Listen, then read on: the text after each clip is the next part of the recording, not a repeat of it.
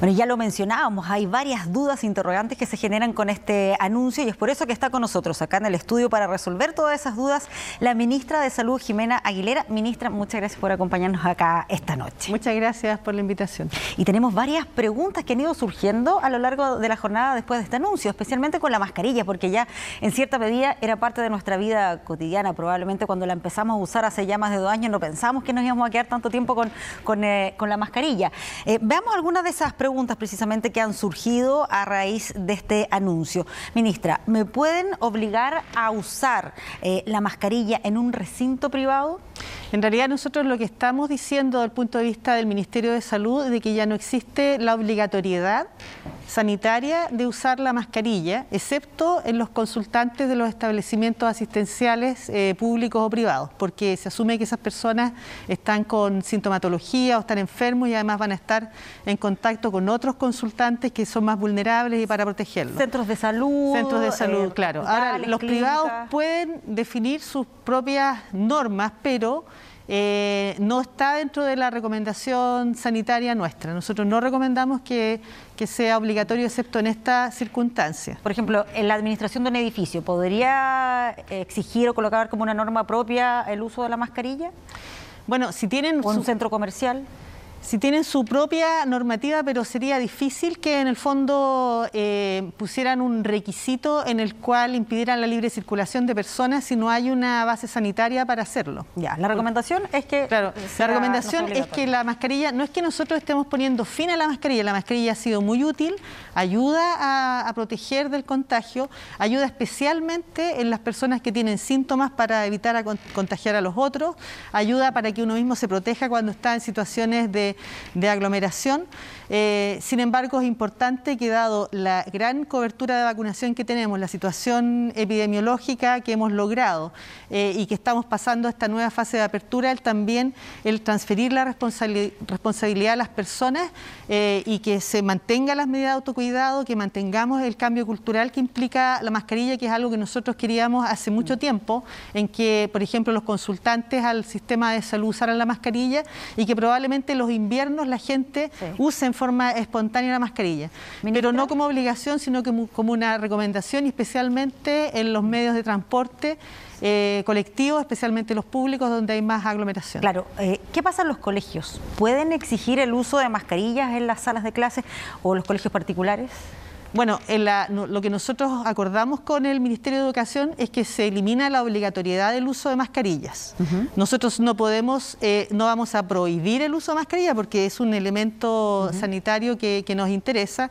Ahora, el tema de las escuelas, ellos tienen su propia normativa, para lo cual hay una cierta regulación, no es llegar y que ellos hagan una norma. Claro, y eso tienen que verlo con el Ministerio de Educación. Ya, perfecto. Pero la recomendación sanitaria nuestra y apoyada por la Sociedad Chilena de Pediatría es que los niños no estén con mascarilla. O sea, si un papá, una mamá, un estudiante quiere que su hijo igual utilice la mascarilla, lo pueden hacer. Y si el niño está con síntomas respiratorios, nosotros queremos que use la mascarilla. Ya, esa es la recomendación. Claro, por eso, es que hay una, no es que nosotros digamos es el fin de la mascarilla, sino que estamos adecuando la mascarilla a los usos que son indispensables y manteniendo la recomendación para que la gente se proteja, pero también alivianándola en condiciones en las cuales sabemos que hay menos riesgo, que estamos en una situación epidemiológica que es inmejorable en relación al momento de inicio de la pandemia y que los niños, y en realidad ha habido mucha presión hacia nosotros de que en realidad también el usar mascarilla les significa alguna dificultad en el aprendizaje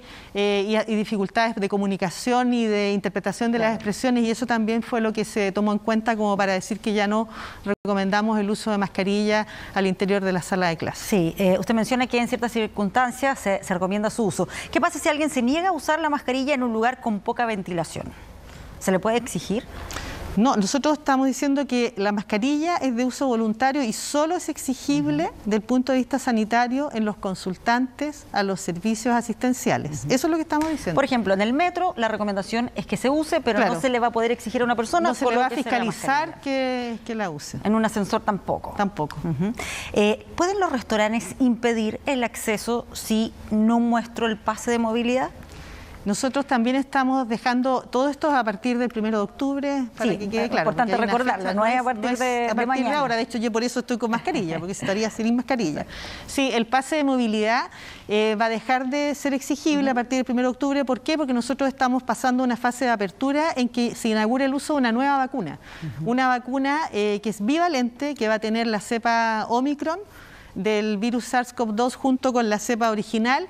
Esto es una novedad en el sentido de que somos el primer país de Latinoamérica que va a contar con esa vacuna y que además se incorpora la vacuna al Programa Nacional de Inmunizaciones como la nueva vacuna anual de COVID-19 con una estrategia orientada a la población de riesgo. La población de riesgo para COVID-19, uno puede como hacer una analogía entre lo que todos los años tenemos de vacunación de influenza con el COVID-19, sin embargo, la población de riesgo para COVID-19 es un poquito distinta en el sentido de que para el COVID-19 es más de riesgo las personas, los adultos mayores, las personas con enfermedad crónica, inmunodeprimidos, el personal de salud que va a recibir toda esta vacuna y las personas que tengan una situación de obesidad. Ministra, sí, quiero que profundicemos más adelante precisamente en el tema de la vacunación, pero antes quiero invitar a que revisemos lo que tiene que ver con el pase de movilidad precisamente, porque como recién lo estábamos contando, desde el 1 de octubre ya no va a ser exigido, habrá también esta nueva vacuna anual para los grupos de riesgo y disminuyen las restricciones en las fronteras. ¿Qué opinan los expertos ante estas flexibilidades? ¿Cuál es la impresión de la población ante estas medidas? Lo vemos a continuación. Usado, solicitado, descargado, por casi 2 años el pase de movilidad fue documento necesario para llevar una rutina más normal. Ingresar a restaurantes, eventos y hasta para viajes, eso hasta ahora, que sigue formando parte de nuestra realidad habitual. Sin embargo, desde octubre todo cambiará y el pase de movilidad ya no se exigirá. Ya era momento de tomar la medida, estamos a tiempo, el porcentaje de vacunación en Chile es alto. O sea, mientras más contagio, más medidas de prevención, menos contagio, menos medidas. Me parece una excelente medida, pero también es importante tener presente que las personas tienen que seguir cuidándose. O sea, no decir ya no me exigen pase, no me exigen en un metro, en lugares de aglomeración, uno tiene que cuidarse. Y es que claro, la pandemia no ha terminado aún, pero ya con el 94% de la población vacunada con las primeras dosis y sin nuevas variantes, podemos avanzar, según la Autoridad de Salud, a fase de apertura. Bueno, hemos visto que a nivel mundial, pero también a nivel local, hay señales de que la pandemia está cambiando su etapa.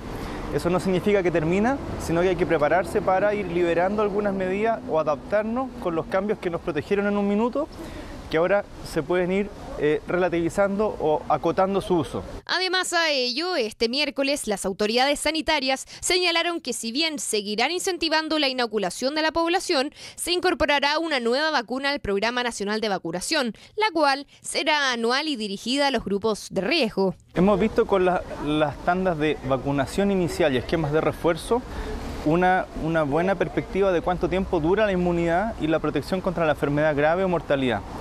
Evidentemente los grupos vulnerables que tienen más riesgo de hacer enfermedades graves o de fallecer deben estar en la prioridad para recibir refuerzos posteriores de vacuna.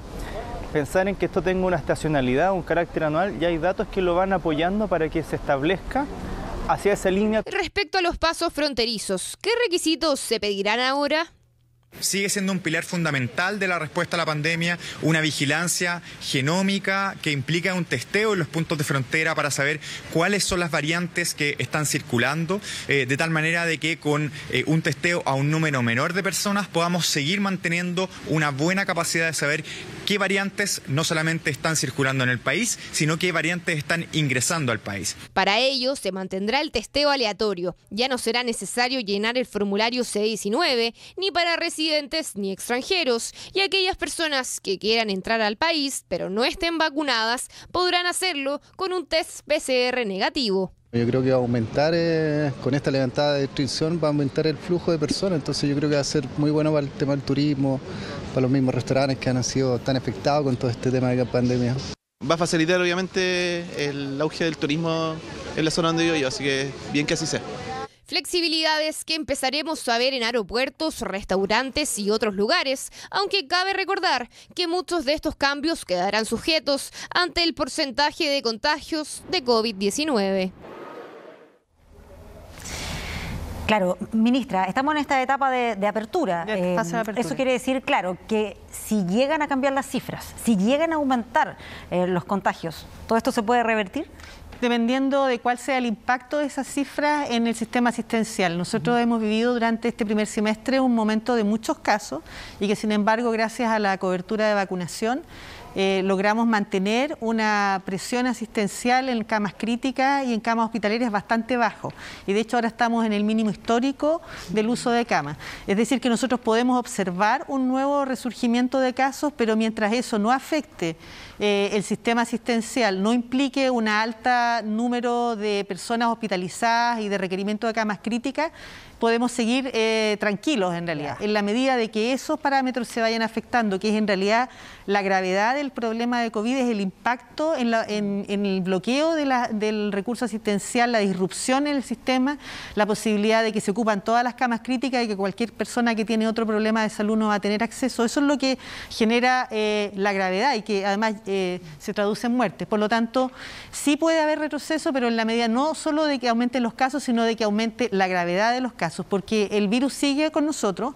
Lo que nosotros estamos diciendo es que no es que la pandemia haya acabado, sino que el virus va a seguir con nosotros mucho tiempo más, entonces estamos entrando a régimen con este virus, a régimen en el sentido de la vigilancia, en el sentido de la vacuna, en el sentido de las medidas de protección.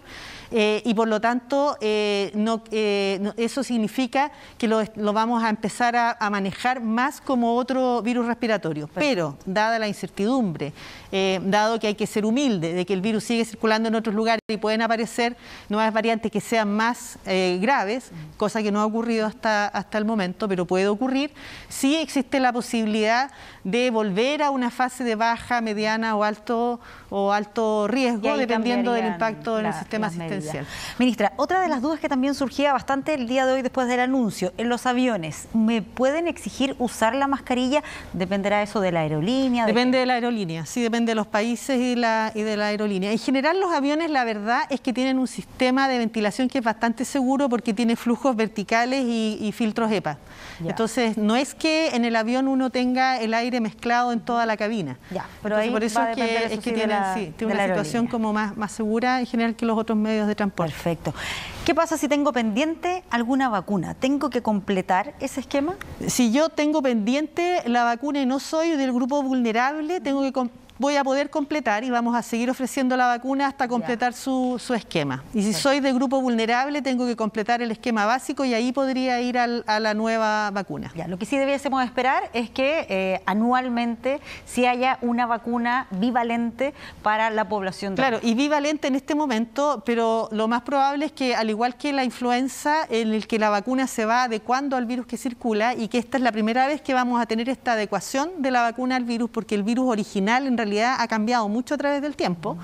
Entonces es probable que en el tiempo, en el futuro, haya nuevas formulaciones y se vaya cambiando la fórmula de la vacuna, como es el tema de la influenza. Nosotros todos los años nos vacunamos y la fórmula de esa vacuna es un poquito distinta, porque está adecuado a lo que circula. Y ahí no sería, sería solamente para la población de riesgo, que estaríamos hablando de adultos mayores. De adultos mayores, de personas con inmunodepresión, adultos mayores de 60 años, enfermos crónicos, el personal sanitario. Niños no para el COVID por ahora.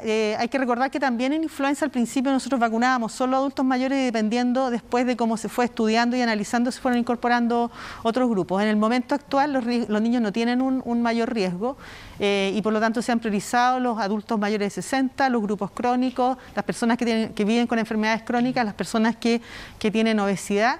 Y las personas que tienen condiciones de inmunosupresión, además de todo el personal sanitario que se considera de riesgo por la exposición a los pacientes. Y otra pregunta que también surgía el día de hoy, si estoy resfriado, ¿estoy obligado a usar la mascarilla? Obligado no, pero eso es lo que nosotros queremos que suceda. Si uno está resfriado, la verdad es que el uso de la mascarilla permite que yo no ande contagiando al resto. Si yo estoy resfriado y quiero toser, tengo que toser con la mascarilla porque eso mantiene, en el fondo no es tan agradable para el que tose, pero mantiene la secreción dentro de la mascarilla y no la dispara al resto de la gente. Lo mismo los estornudos. Después uno se tiene que cambiar la mascarilla. Pero justamente la etiqueta respiratoria, que se llama esto, es que ¿se acuerdan que en el H1N1 decía que se cubra, porque lo que interesa es que la gente no tosa hacia el ambiente abierto, porque tira saliva, secreción respiratoria que viene con el virus.